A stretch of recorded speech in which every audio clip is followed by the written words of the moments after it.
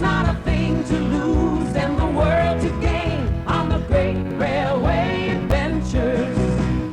Hi, my name is LeVar Burton, and the story I'm going to read is called The Daylight Limited. It was written by Lynn Oliver with illustrations by Charles Pyle. All aboard! It was well known in the town of San Luis Obispo that the Holden family loved trains. Every afternoon, when they heard the train whistle, they would stop their chores to watch the Daylight Limited thunder along the tracks. Mr. and Mrs. Holden would wave at the engineer. Tuck and Billy would chase the sleek orange engine until they fell down exhausted. Chief wagged his tail so hard that it looked like his backside was going to fall off. There's something about a train that makes a person feel alive, Mr. Holden would say. One night, Tuck had a dream that he was riding in a train car made of glass.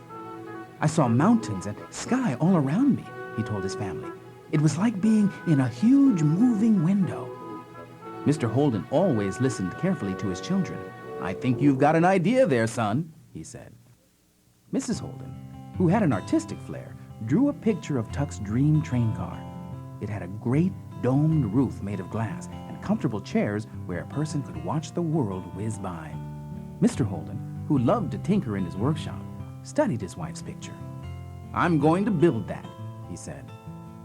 Mr. Holden spent many days and nights constructing a perfect model. Tuck helped, asking questions and offering ideas. Let's call it the Tucker, he suggested. Oh, that's not fair, said Billy. I want a train car named after me, too. How about the Chief, said Tuck. Chief wagged his tail heartily. Too late, said Mr. Holden. There already is a train called the Chief. I think we should call it the Dome Car, Mrs. Holden said simply. She had a way of getting to the heart of the matter. When the model of the Dome Car was finished, it was like a real train car in every way.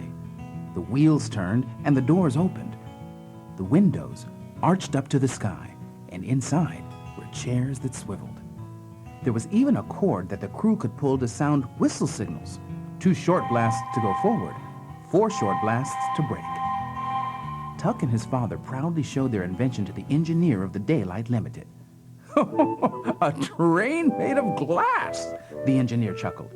He held his sides and laughed so hard he popped a button off of his overalls. Mrs. Fernandez, who worked at the ticket window, didn't laugh. Instead, she showed Tuck and Mr. Holden a poster on the station wall. It said, "Visit the Invention of Tomorrow contest, June 26, 1939, at the New York World's Fair." You should take your invention to the World's Fair, she suggested. It's the place for big ideas. The Invention of Tomorrow, said Tuck, his eyes shining with excitement. That's perfect. We'll win the contest, and then everyone will know about our dome car. We'll be famous. Tuck, you must be dreaming, Mr. Holden said. This is America, Mrs. Fernandez smiled. Everyone is entitled to dream. The Holdens took a vote. It was 5-0 in favor of entering the contest. This is fine and dandy, pointed out Mr. Holden, but New York is all the way across the country. How will we pay for the tickets? I'll sell my comic books and catcher's mitt, said Tuck. I'll sell my gold locket, said Billy. I have a few dollars I've been saving for a rainy day, said Mrs. Holden. There was still only enough money to buy 2 tickets. It was agreed that Tuck, Billy, and Chief would stay behind with Cousin Ida. Mr. and Mrs. Holden would ride the Daylight Limited to San Francisco, where they would pick up the overland route to New York. At the station, the family stood silently waiting for the train. From a distance, they heard 4 short blasts of the whistle. They all knew what that meant. The Daylight Limited was putting on the brakes and coming into town. Mr. Holden took Tuck and Billy in his arms. I want you both to remember something, he said. No matter how far away your mother and I are, we'll always be just on the other side of that whistle. Mr. Holden gave his children a long hug. Mrs. Holden blew kisses. Billy and Tuck did not stop waving until the train was out of sight. Cousin Ida arrived that day. She wore sensible shoes and had a rule for everything. She made Brussels sprouts for dinner and put starch in the sheets. She insisted on baths and would not allow whispering after the lights were out. Cousin Ida had no use for fun. When Chief brought her his rubber ball to toss, she locked it in a drawer and said, "Who does he think I am? Babe Ruth?" Tuck checked off each day on the calendar.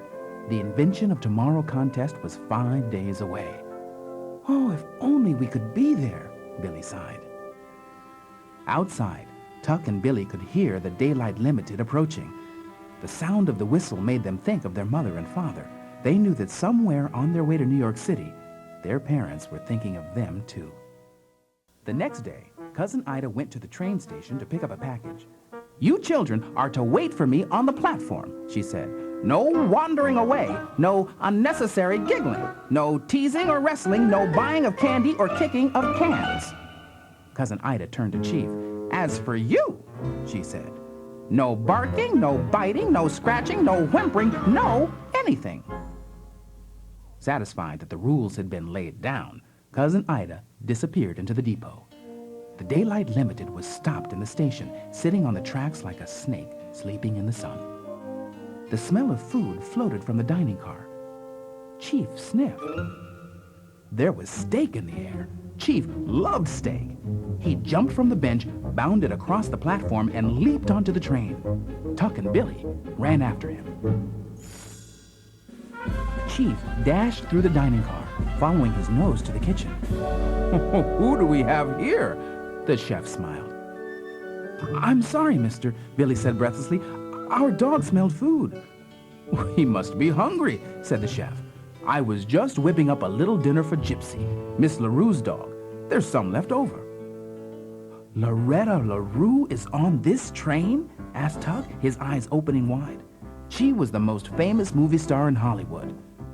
Can I get her autograph?" "Miss LaRue has a private car all the way at the end of the train," said the chef. "She doesn't like visitors." "But she's Tuck's all-time favorite star," said Billy. "It would mean so much to him." The chef scratched his chin.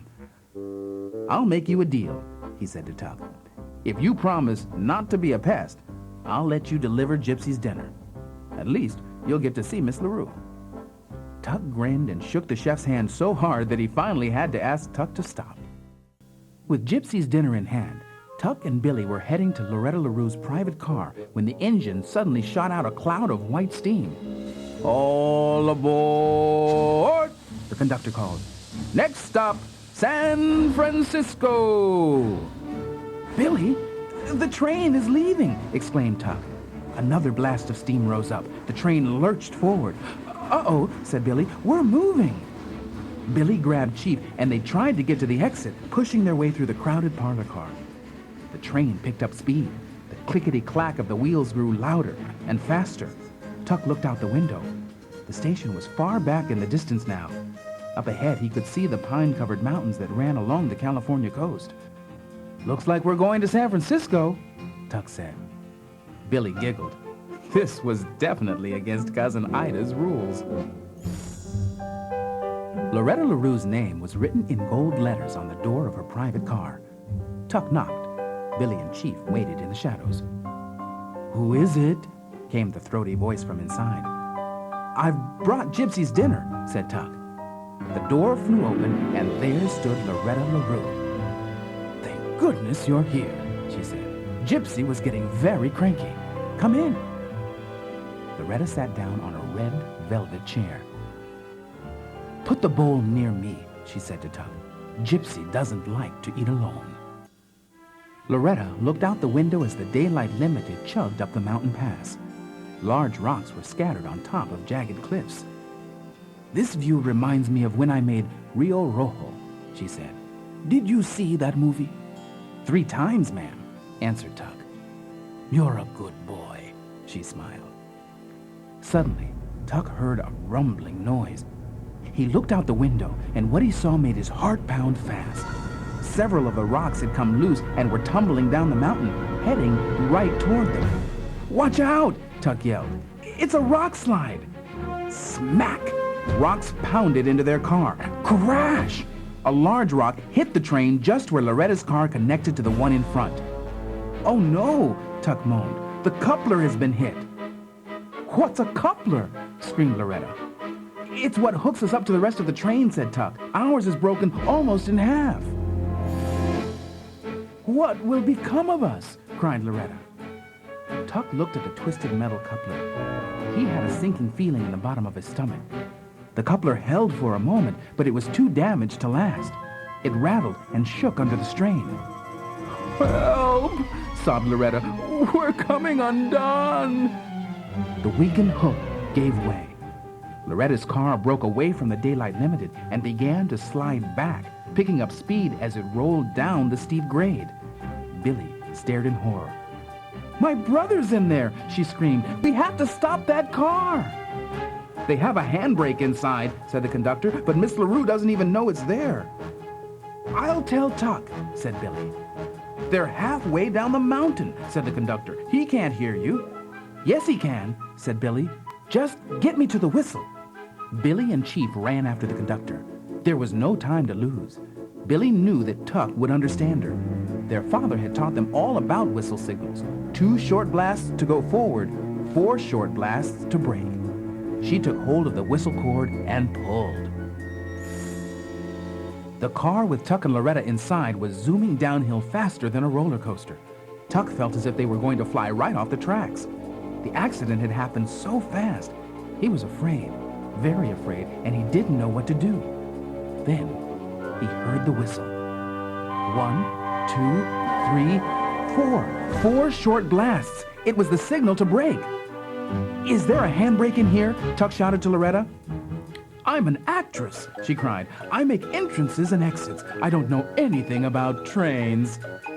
Tuck looked all over the car, but he could not find the brake. Again, he heard 4 short blasts. Billy was talking to him from the engine, telling him to find the brake. It was nowhere to be seen. Tuck's eyes scanned every detail of the car, the polished oak panels, the silk window shades, Loretta's pink feathered hat hanging on the wall. "The hat!" Tuck cried. "It's just what I've been looking for." "Don't be silly," said Loretta. "Pink is definitely not your color." Tuck yanked the hat off the wall. The brake! He pulled it as hard as he could. "I thought that was an odd place for a hat rack," said Loretta.